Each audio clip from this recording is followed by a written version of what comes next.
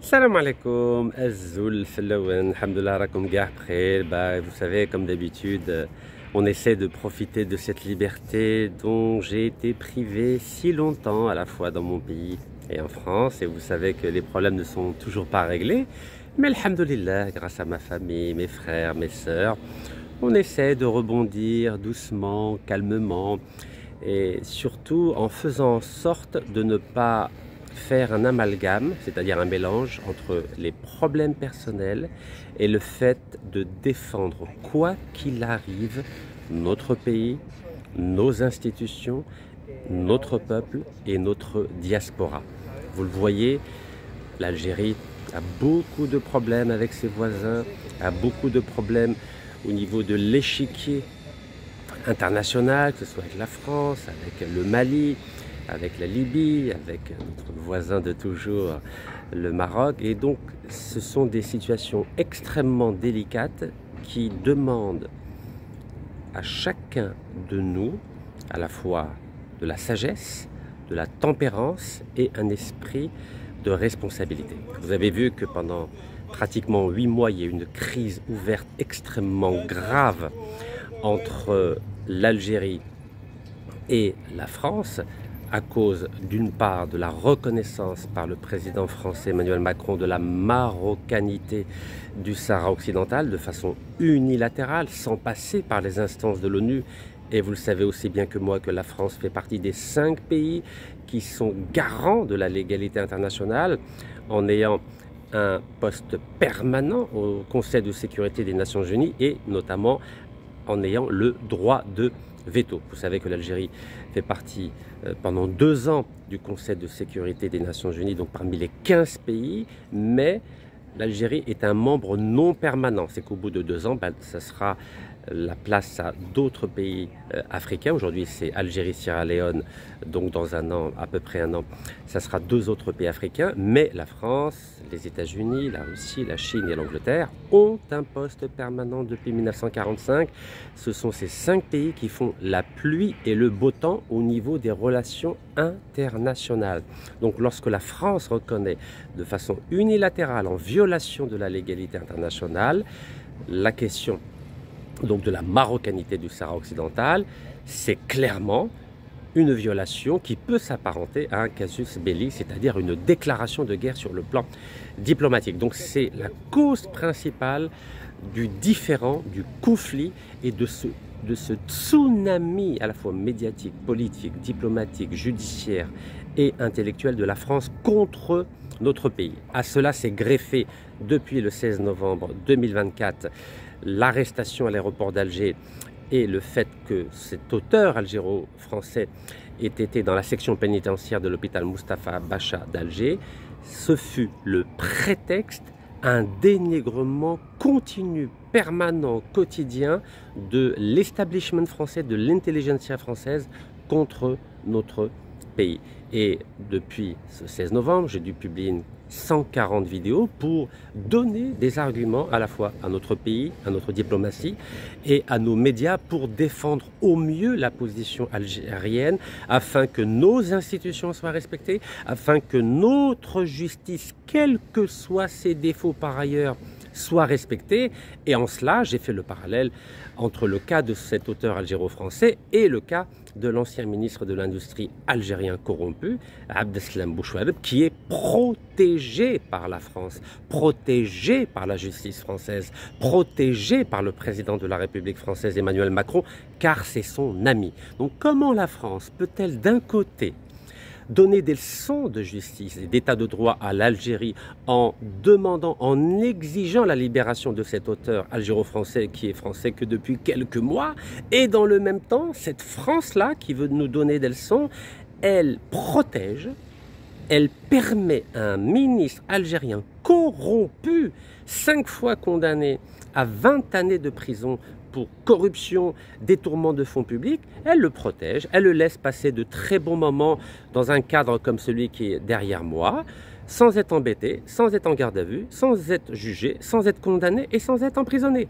en violation totale et de la convention judiciaire signée entre l'Algérie et la France en octobre 2016 et en violation de la convention d'extradition signée en 2019 entre la France et l'Algérie. C'est là où il est important de connaître à la fois le cadre légal des relations entre l'Algérie et le Maroc et surtout quels sont les principes qui fondent la politique étrangère à la fois française et la politique étrangère algérienne. Vous savez que notre pays a, j'aimerais dire, un principe cardinal et qui est le principe de la réciprocité. Ce qui veut dire que si un pays traite l'Algérie d'une certaine façon, l'Algérie va aussi traiter ce pays d'une autre façon, c'est-à-dire la même, en essayant d'avoir une position équilibrée. Donc vous avez bien vu que notre président, Sir Abdelmajid Tebboune, était ouvert à une éventuelle grâce, peut-être pas aujourd'hui, peut-être pas dans 3 mois, peut-être pas dans 6 mois. Bref, il n'a pas fermé la porte, de la même façon qu'il m'avait gracié à 3 reprises entre 2021 et 2023, quand bien même ce cas-là est extrêmement différent et un cas extrêmement dangereux, car ce monsieur qui a pourtant travaillé pour le gouvernement algérien au ministère de l'Industrie en étant le numéro 2, c'est-à-dire le directeur central au ministère de l'Industrie lorsque le corrompu Abdeslam Bouchouareb était ministre entre 1996 et 1997. Donc cet homme-là a exercé des fonctions importantes. Donc normalement, il devrait être condamné ou bien à 20 ans ou bien à perpétuité. Mais vous savez, notre pays subit des pressions extrêmement importantes comme celles qu'il subit de la part de multinationales comme Total, qui a obligé, je dis bien obligé, notre pays à reconduire le contrat de gaz sur le site de TFT en 2018, alors que l'Algérie a dit non, c'est fini, vous avez assez mangé d'argent, vous avez assez eu de gaz gratuit suite à vos petits investissements pendant 20 ans, mais normalement, vous savez qu'en 2019, l'Algérie devait récupérer 100% du gisement gazier de TFT, mais malheureusement, nous avons été obligés de reconduire ce contrat de gaz au temps de feu Abdelaziz Bouteflika et au temps de la direction de la Sonatrach dont M. Outradour était le patron. Et vous savez qu'entre-temps, M. Outradour a été emprisonné, condamné à 10 ans de prison, alors que le parquet algérien avait demandé 18 années de prison. Mais oui, mais à l'époque, nos frères et sœurs algériens ne s'intéressaient pas aux questions de contrats de gaz et de pétrole. Vous savez que beaucoup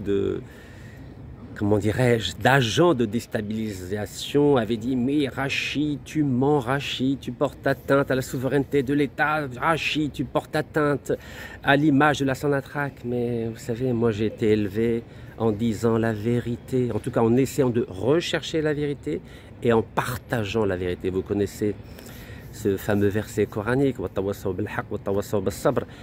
Il faut s'évertuer à la recherche de la vérité et de la patience. » C'est comme ça que j'ai été élevé par mes défunts parents. Mais avec le temps, les Algériens ont commencé à comprendre que ce que je disais, ça reposait sur des preuves éclatantes et véridiques.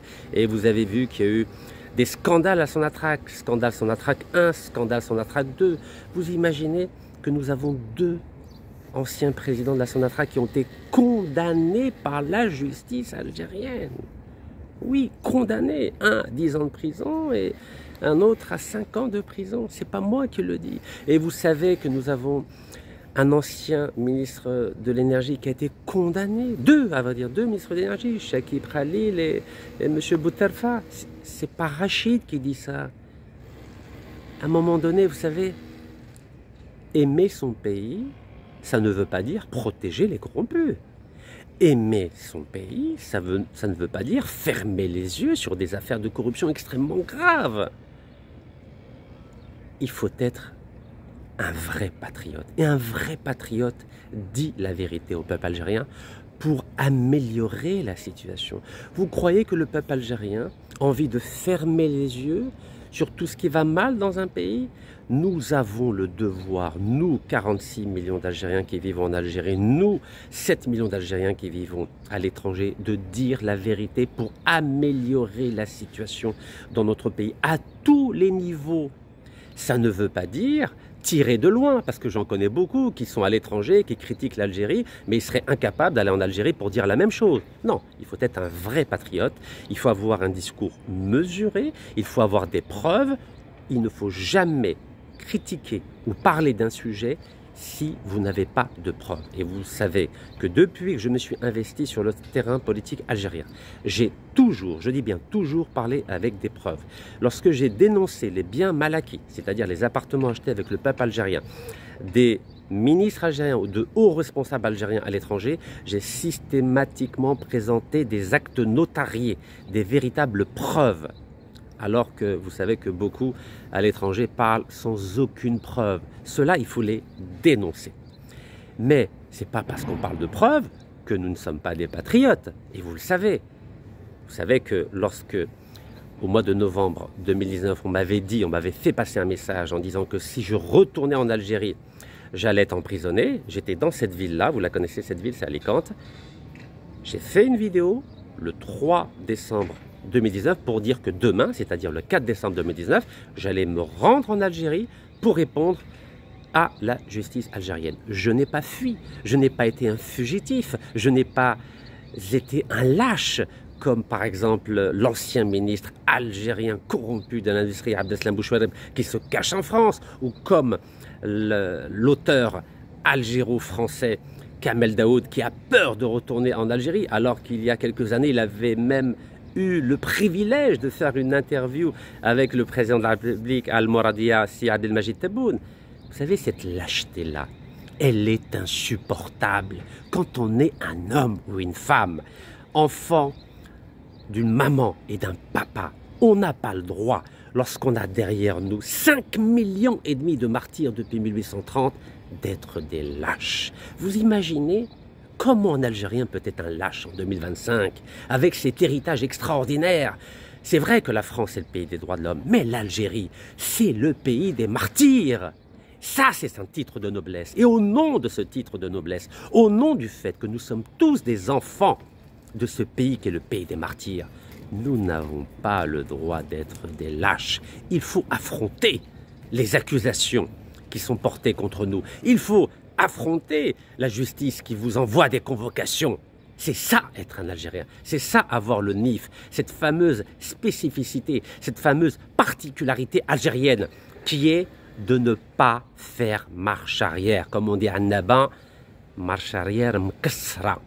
Et c'est comme ça que j'ai été élevé. Pourtant, je suis né à l'étranger. Mais nos défunts parents avaient cette culture de la noblesse, cette culture de l'honneur, cette culture de la dignité qui fait que nous n'avons jamais fait marche arrière. Bien sûr, il faut s'adapter en fonction de l'environnement qui bouge. Vous avez vu ce qui se passe depuis la guerre entre l'Ukraine et la Russie. Les paradigmes des relations internationales sont en train de basculer dans le mauvais sens. Donc il faut être extrêmement vigilant, réactif. Il faut être intelligent. Et la première particularité de l'intelligence, c'est la souplesse. C'est l'adaptation, l'adaptabilité d'un environnement qui est mouvant. Et je crois que c'est cela qui nous manque aujourd'hui dans notre pays pour comprendre cet environnement qui devient de plus en plus hostile avec des partenaires qui, depuis des décennies, étaient nos amis, mais qui, en un claquement de doigts, sont en train de devenir nos ennemis. Donc il est important, en tant que patriote algérien, en tant que citoyen algérien, d'aider notre pays, d'aider nos institutions, quels que soient leurs défauts. Mais il ne faut pas avoir peur de dénoncer certains comportements de responsables algériens qui ne sont pas à la hauteur de la tâche que le président de la République leur a confiée. Et vous avez vu que depuis son élection à la présidence de la République en 2019, le président Si Abdelmajid Tebboune a été obligé de façon régulière de limoger des ministres, de limoger des walis, de limoger des responsables des grandes entreprises publiques algériennes. Et c'est salutaire. Mais nous devons aider l'action anticorruption du président de la République. Car si nous fermons les yeux sur certains agissements qui s'apparentent à de la corruption, si nous fermons les yeux sur des contrats qui mettent à mal la souveraineté économique et énergétique algérienne, ça veut dire que nous ne sommes pas de vrais patriotes. Nous sommes des bénis oui-oui. Et cela n'est pas acceptable dans le pays des 5,5 millions de martyrs. Et c'est cela ma position philosophique. Et quand je vois, lorsque j'ai dénoncé, depuis déjà 2014, des contrats qu'avait signés le régime Bouteflika, car il y avait le président qui était malade, surtout à partir de 2002, et le régime. C'est quoi le régime?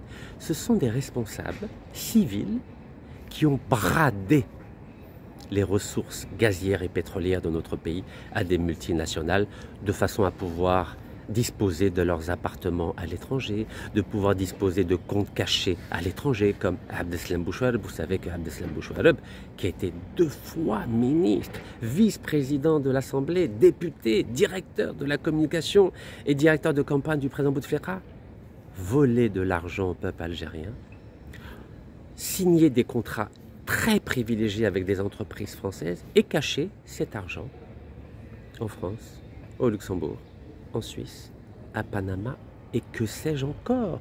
Quand vous voyez que le fils de l'ancien président de la Sonatrach, Ouattara, qui s'appelle Nassim Ouattara, dispose d'un trésor de guerre de 2 milliards de dollars, avec son ami Farid Bejaoui qui lui-même a entre 1 et 5 milliards de dollars, et qui est tranquillement au Liban, à Paris, à Dubaï, et inquiété par personne. Et pourtant, l'Algérie a délivré des mandats d'arrêt internationaux.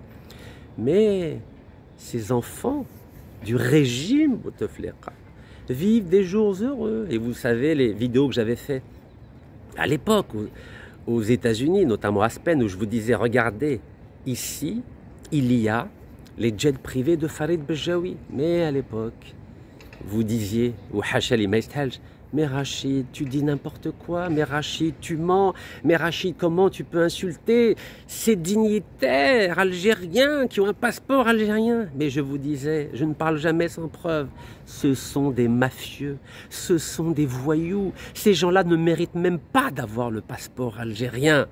Et vous avez vu qu'avec le temps, les événements m'ont donné raison, et alhamdoulilah, depuis 2019, regardez, combien de ministres corrompus sont en prison? Combien de responsables d'entreprises publiques algériens sont en prison?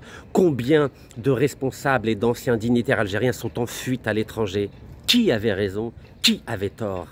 Et vous le savez, humblement, j'avais raison. Et pourquoi j'avais raison? Mais car j'avais des preuves, j'avais des documents, j'avais des éléments factuels, des éléments notariés, des preuves judiciaires. Mais à l'époque, il y avait une espèce de brouillard dans l'inconscient collectif algérien qui ne voulait pas admettre que nos propres dirigeants étaient des voyous. Oui, au temps de Bouteflika, nos dirigeants, nos responsables d'entreprises publiques, nos représentants à l'étranger étaient des mafieux. Comment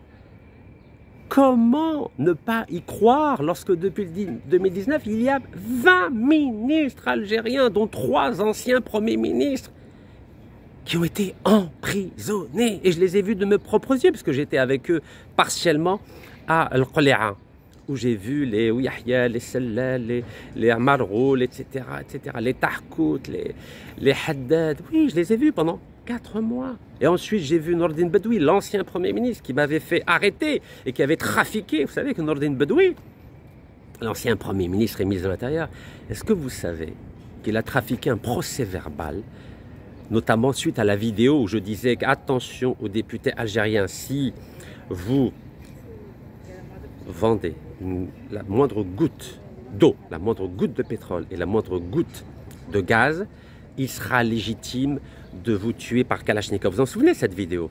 Mais j'avais rajouté à la fin, j'avais dit, mais demain, Inch'Allah, demain, je vous demande de manifester de façon pacifique, de façon légale, de façon démocratique et de façon civilisée. Est-ce que vous savez que Nordine Bedoui a demandé à trafiquer cette vidéo, à couper la dernière séquence, et j'ai la preuve, puisque le lendemain, j'avais été convoqué au commissariat de Ain Emren, donc dans la wilaya de Chlef, où dans ce procès verbal, il est dit très clairement que Rachid Nekaz a invité à la fin de cette vidéo les militants à manifester devant l'APN, devant l'Assemblée populaire nationale, de façon pacifique, de façon légale, de façon démocratique et de façon civilisée. Est-ce que vous savez que ce procès verbal, qui a été rédigé en 5 exemplaires et signé en 5 exemplaires, a disparu? Et lorsque mes 2 avocats, c'est-à-dire Maître Yassine Khelifi et Maître Abdelkader Chohra, ont écrit au procureur de la République d'Alger pour demander une copie de ce procès verbal qui démontrait que cette vidéo de novembre 2019 avait été trafiquée, c'est-à-dire a fait l'objet d'un vidéomontage et avait été remise sur ma page Facebook, vous savez ce qu'a répondu le procureur de la République d'Alger en 2019? Il a dit « Je refuse de vous donner la copie de ce procès verbal ». Évidemment, puisque ce procès verbal démontrait que la vidéo où on m'a incriminé, pour laquelle j'avais été condamné à 1 an de prison d'abord en première instance et ensuite à 5 ans de prison, elle prouvait que cette vidéo avait été trafiquée par les autorités sous la responsabilité de Nordine Bedoui, Premier ministre. Extraordinaire, non? Mais, Rabbi Subhanahu, vous savez, il y a toujours une providence. Quand je me suis retrouvé pour la 4e fois en prison, à Al-Harraj, qui j'ai vu tous les jours devant moi en train de marcher pour rencontrer ses avocats? Nordine Bedoui. Ben oui, quand on fait du mal, tôt ou tard, ça rejaillit sur soi. Et oui, aujourd'hui, qui est en liberté devant les palmiers, là, devant les bateaux, c'est Rachid Nekaz. Et qui est en prison? Nordine Bedoui, qui a donné instruction à trafiquer cette vidéo, qui m'incriminait, et à faire disparaître les procès-verbaux qui démontraient que j'avais appelé les Algériens à manifester de façon pacifique, légale, démocratique et civilisée. Tôt ou tard, tout se paye, parce que j'avais porté plainte contre Nordine Bedoui. Et quand je l'ai vu à Al-Harraj, je lui disais « Sabah al-khair, c'est Nordine ». Et vous savez, nous étions 18 dans notre cellule avec des prisonniers de droit commun. Nous étions tous malades, les 18. Rabbi shafihum. Oui, shafina, Inch'Allah.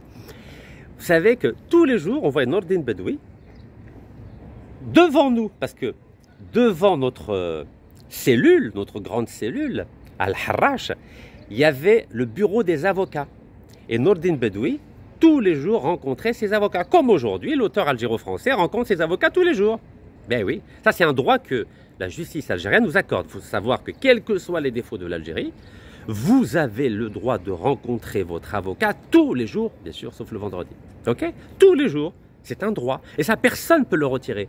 Donc, lorsque j'entends des médias français dire « Oui, cet auteur algéro-français n'a pas le droit de voir ses avocats », mais foutaise. Foutaise. Vous pouvez dire ça à n'importe quel détenu algérien ou n'importe quelle famille de détenus algériens.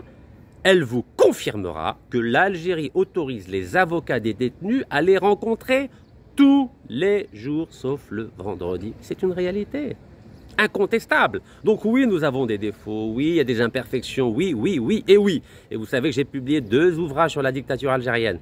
Mais à un moment donné, il faut dire aussi la vérité. Tout n'est pas noir dans notre pays. Oui, bien sûr, tout n'est pas blanc, mais il y a beaucoup de zones de gris. Donc voilà, je reviens au fait que, en tant que citoyen algérien, en tant que patriote algérien, nous avons le devoir de dénoncer tout ce qui va mal, de façon responsable, de façon argumentée, avec des preuves, pour que notre pays, c'est-à-dire il s'améliore, qu'il aille de mieux en mieux, que notre peuple ait l'impression de vraiment vivre de plus en plus dans un état de droit, que notre peuple et notre pays aient l'impression de plus en plus de vivre dans une démocratie, que notre pays et notre peuple aient l'impression qu'il y a des progrès à tous les niveaux, au niveau de l'éducation, au niveau de la santé, au niveau de la justice, au niveau de l'agriculture, au niveau de l'emploi, au niveau du logement, au niveau de l'environnement, au niveau du tourisme, etc., etc. Pour cela, il faut que nous ayons ce qu'on appelle dans le jargon philosophique une éthique de la responsabilité. Il ne faut pas que nous disions n'importe quoi. Vous avez vu comment les discours radicaux fleurissent sur l'ensemble des plateformes, sur les réseaux sociaux. L'Algérien a un problème, il est radical. Mais il n'équilibre pas ses propos, il ne sait pas être raisonnable. Ou bien il est à fond avec vous, ou bien il est à fond contre vous. Mais vous savez que la religion musulmane, c'est la religion du milieu. Il faut être raisonnable, il faut apporter des arguments, il faut apporter des preuves. Franchement, entre nous, il y a combien d'Algériens ou d'Algériennes qui apportent des preuves écrites à tous les propos qu'ils avancent? Franchement. Vous avez vu aujourd'hui, là, par exemple, j'ai pas de papier, j'ai pas de livre, j'ai rien, parce que je suis dehors. Mais vous savez que tout ce que je suis en train de vous dire, j'en ai apporté des preuves sur les réseaux sociaux, sur Facebook, sur YouTube. Vous avez vu toutes les preuves que j'ai apportées depuis 2013.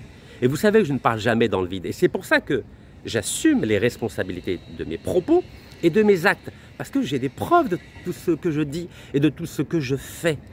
Mais il y a combien d'Algériens qui apportent des preuves? Vous savez, quand je vois que, lorsque je me suis prononcé sur l'affaire de Total, il y a certains youtubeurs, tiktokers qui disent « Mais non, Rachid, il dit n'importe quoi ». Mais apportez les preuves que je dis n'importe quoi. Moi, j'apporte des preuves. Si je disais n'importe quoi, vous ne pensez pas que Total aurait porté plainte contre moi? Vous ne pensez pas que le vice-président de Total, le général Denis Favier, aurait porté plainte contre moi? Vous ne pensez pas que la Sonatrach algérienne aurait porté plainte contre moi? Vous ne pensez pas que la justice algérienne aurait porté plainte contre moi? Et vous avez vu, je me balade, je viens en Algérie sans aucune difficulté. Vous l'avez vu. Vous m'avez vu à Alger, vous m'avez vu à Oran, vous m'avez vu à Constantine, vous m'avez vu à Béjaïa.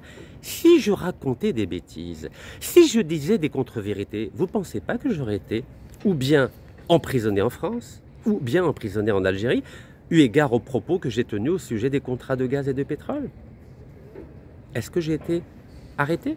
Est-ce que j'ai été emprisonné à cause de mes déclarations et des preuves concrètes que je vous ai apportées de l'ensemble des médias internationaux, à la fois des médias algériens, français, espagnols, américains, italiens? Je vous ai apporté des preuves. Je vous ai même montré des communiqués de la Sonatrach, des communiqués officiels de l'entreprise publique algérienne. Je vous ai même montré des communiqués de Total, des communiqués officiels de Total qui disent que nous avons prolongé les contrats de gaz et de pétrole avec l'Algérie. C'est pas moi qui le dis. C'est le service de communication de Total. Et maintenant, pour finir cette vidéo, j'aimerais rappeler un élément très important. Quand l'Algérie ou la Sonatrach signe un contrat avec des multinationales sur des gisements éventuels de gaz ou de pétrole, c'est-à-dire qu'il n'y a rien qui a été fait, rien, c'est tout à fait normal que la Sonatrach accorde dans le cadre de ces contrats de partage de production, un pourcentage élevé, parce que l'Algérie n'a pas les moyens d'investir seule sur l'ensemble du territoire algérien pour rechercher, explorer et exploiter du pétrole. Donc c'est normal que l'Algérie accorde 25, 30, 35, jusqu'à 49% des parts d'un gisement à découvrir, à explorer, à exploiter. Donc ça c'est normal. Donc pendant 20 ou 25 ans, oui, Total, Eni, Saipem, Repsol, British Petroleum, c'est normal qu'ils aient 25, 35, 49% de ce gisement. J'ai rien à dire là-dessus, moi. Mais ce qui n'est pas normal, c'est quoi? C'est quand cette période de 20 ou 25 ans, où ces multinationales ont investi dans des gisements de gaz et de pétrole à découvrir, à explorer et à exploiter. Normalement, après ces 20 ou 25 ans, c'est fini.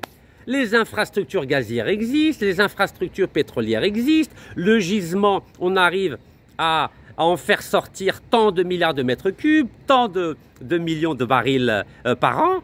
C'est fini là, au bout de 20-25 ans, les multinationales étrangères doivent se retirer. À la rigueur, on peut signer un contrat d'entretien. Et là, il y a des entreprises spécifiques pour cela. Il y a Cepsa, il y a Repsol, il y a Technidas Reunida, il y a plein. Il y a Halliburton, il y a Schlumberger. Mais ça, c'est des contrats avec des factures. Mais en aucune manière, on ne doit reconduire pendant encore 20 ans ou 25 ans ce contrat avec ces entreprises, alors que toutes les installations gazières et pétrolières existent et que nous retirons du pétrole et du gaz. Exemple, TFT, c'est 80 000 mètres cubes jour. Hassi Barkin, c'est entre 320 000 et 400 000. Écoutez-moi bien. 300 000 à 400 000 barils jour. C'est pratiquement 40% de la production totale de l'Algérie. Vous vous rendez compte qu'on a été obligé, je dis bien obligé, de reconduire ce contrat pendant 25 ans. Mais pourquoi? Mais on n'a aucun intérêt. Normalement, ça appartient à 100% à la Sonatrach. Et pareil pour TFT.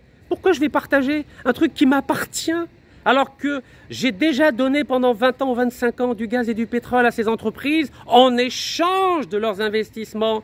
Mais je ne reconduis pas pendant 20 à 25 ans encore ce contrat avec ces multinationales. Non, non et non. 100% doivent appartenir à la Sonatrach. Point barre. Il n'y a pas de discussion là-dessus. Et je signe un contrat d'entretien avec des entreprises spécialisées donc, dans l'entretien des installations gazières et pétrolières, comme encore une fois Technidas, Reunidas ou Schlumberger ou Halliburton. Mais je ne reconduis pas le contrat ni avec Total, ni avec Eni, ni avec Oxy, ni avec British Petroleum, ni avec Statoil. Non, et non, et non. 100% doivent appartenir à l'Algérie. C'est pas compliqué, non?